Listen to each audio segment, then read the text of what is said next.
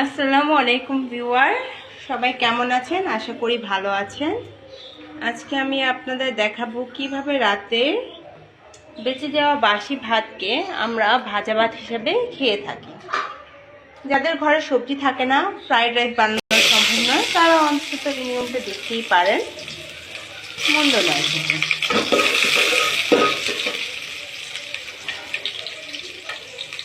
প্রথমে আমি কড়াইতে তেল দিয়ে দিলাম। তেলের সাথে পেঁয়াজ, শুকনো মরিচে ফালি করে রাখা টুকরো দিয়ে দিলাম। পেঁয়াজটা লাল হওয়া পর্যন্ত একটু অপেক্ষা করব। চুলার আঁচটা একটু কমিয়ে দিচ্ছি।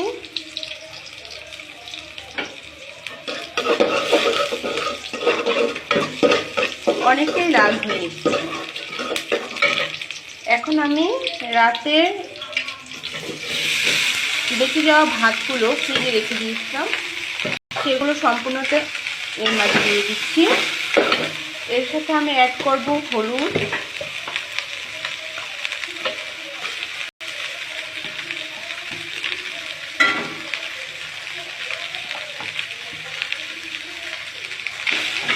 আর লবণ।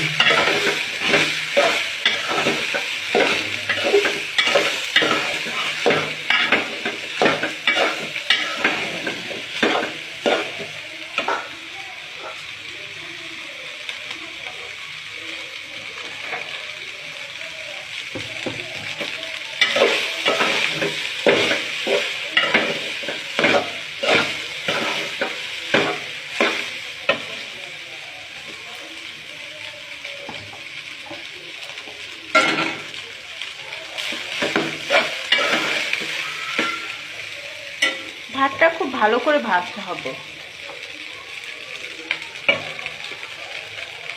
তাহলে খেতে অনেকটা খুদের ভাতের মতো মনে হবে।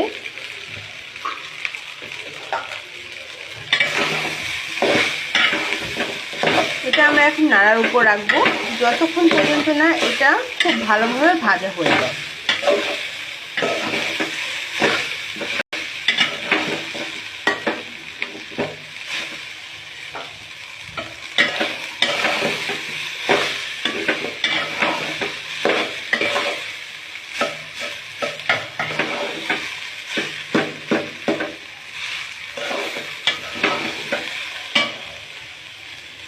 একটু আমি লবণটা দেখে নিচ্ছি।